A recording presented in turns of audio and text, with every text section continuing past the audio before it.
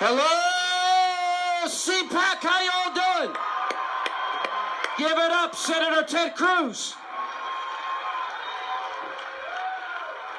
Y'all ready? Less than 2 years, and we can fundamentally transform America back to what it was, and that's great.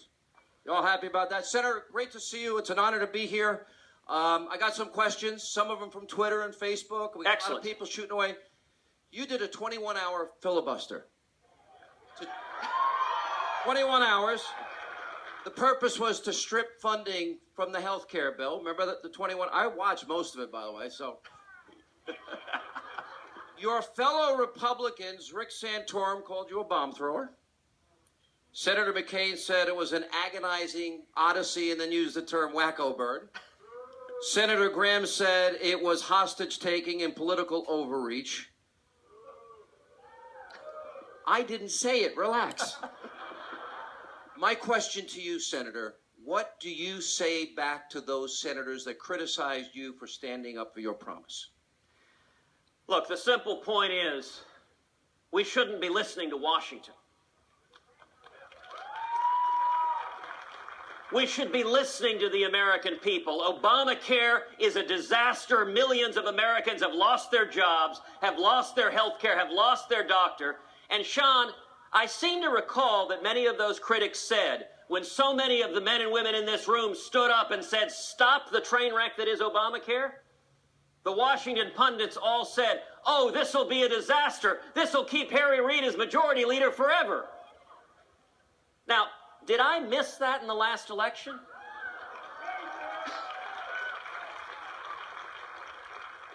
The key to change is not just growing government in Washington. The key to change as a result of that fight, millions of men and women across this country rose up and said, stop the disaster that is Obamacare. In November 2012, Republicans across this country campaigned saying, if you give us a majority, we'll stop Obamacare. And what happened? We won the biggest tidal wave since the 1920s, and we retired Harry Reid as majority leader. My next question. We have a similar fight going on. Just a show of hands, how many would like to see the Republicans defund the president's executive order on immigration? Okay?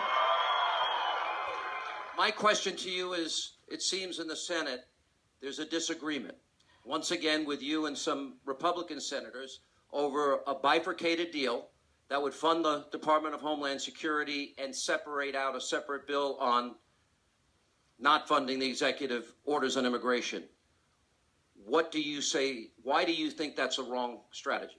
Look, unfortunately, Republican leadership is cutting a deal with Harry Reid and the Democrats to give in on executive amnesty. And the question why is because they're not listening to you. I talked about the divide between Washington and the people. In Washington, K Street and Wall Street love amnesty. They support the substantive policy. And there is a mendacity about Washington. They want to take a show vote, but they don't actually want to follow through on what they say. How do we change it? The only way to change it, Sean, what I'm trying to do, if you think about it in the tech context, we know about disruptive apps. They come in and change how a good or service is distributed. And inevitably, the incumbent providers fight back viciously. So when Uber or Lyft comes into a city, the taxi commissions do everything they can to kill it. What I'm trying to do more than anything else is bring a disruptive app to politics. To move power back to the American people and everyone that has a vested interest in keeping decision-making in the smoke-filled rooms. In both parties, they fight vigorously because they don't want the power to be back with the American people. Senator, we witnessed the horror of what's happening with ISIS. We have seen mass beheadings. We have seen women sold into slavery, the harvesting of organs. Radical Islamists, they are on the move. Yep. They've taken a lot of the ground that our brave troops sacrificed, died for in Iraq, 4,000 of them. My question to you is, the Jordanians, after one pilot, they've responded with fierce opposition and force against ISIS. the Egyptians under General President El-Sisi, they have shown massive force and retaliation for 21 Coptic Christians simultaneously beheaded. What is your analysis? What is your take on what America needs to do, and why can't this president admit that the Islamic State is in fact Islamic and radical Islam exists? We need a commander-in-chief who will actually stand up and defend the United States of America.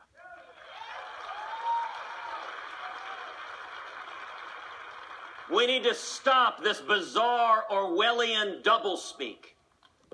We cannot defeat radical Islamic terrorism with a president who's unwilling to utter the words radical Islamic terrorism. You know, the State Department spokesperson just said recently, we can't win this by killing ISIS. We need to give them jobs.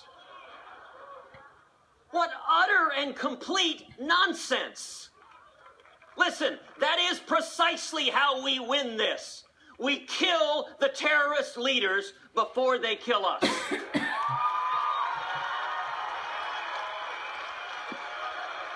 All right. I want to warn everybody, I am asking this next question because I know the liberal media will. Okay, so might as well get it out of the way for them. That's my job. I get paid to do that. No, I have not stopped beating my wife. Okay. Your mother was an American citizen. You talked about your dad coming from Cuba. You were born in Canada. You had dual citizenship. There are a bunch of liberal birthers out there that would try to make the case that you're not eligible. Just a quick, short answer. Look, I was born in Calgary. My mother was an American citizen by birth. Under federal law, that made me an American citizen by birth. The Constitution requires that you be a natural-born citizen. All right, now we're going to do our quick lightning round because we're running out of time. What would the top 5 agenda items of a President Ted Cruz, what would they be? Number 1, repeal every blasted word of Obamacare.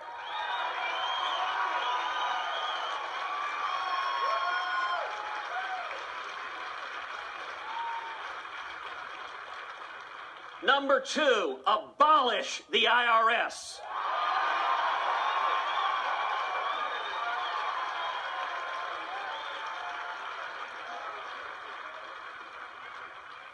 Take all 125,000 IRS agents and put them on our southern border.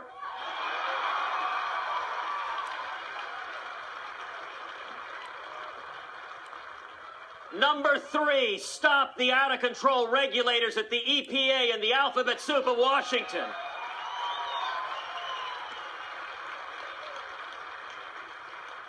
Number 4, defend our constitutional rights, all of them.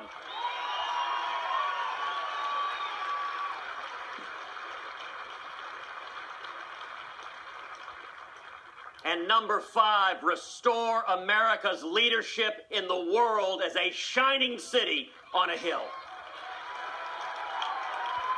All right, we're running out of time. This is our last lightning round. 1 or 2 word answers, okay? Abortion. We should defend every human life from conception to natural death. Okay? Gay marriage. Marriage is a question for the states. And it is wrong for the federal government or unelected judges to tear down the marriage laws of the states. Colorado. Good idea. Legalizing marijuana, bad idea. Well, I was told Colorado provided the brownies here today. Look, Colorado is a... Uh-oh, I just ate them. Look, your viewership's going to go up 20%. It's going to go up a lot. The magical mystery Hannity hour. Oh, yeah. Look, I actually think this is a great embodiment of what Supreme Court Justice Louis Brandeis called the laboratories of democracy. If the citizens of Colorado decide they want to go down that road, that's their prerogative. I don't agree with it, but that's their right. All right, fair enough. I'm going to ask you about 3 people. First words that come to your mind. Hillary Clinton. Washington. Bill Clinton. Hey, by the way, I want to say hi to that really hot chick in row 7 over there. How you doing, sweetheart? I'll give you a tour backstage. Sorry, he's not responsible for this. Bill Clinton. Youth outreach.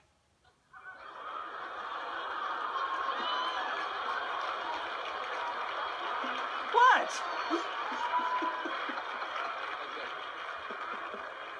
Barack Hussein Obama. Lawless imperator. In light of what the country has been talking about in recent days, and we have less than 30 seconds, it's not my clock, so please forgive me. Why does Ted Cruz love America? This country is the greatest country in the history of the world. It has been a haven for freedom.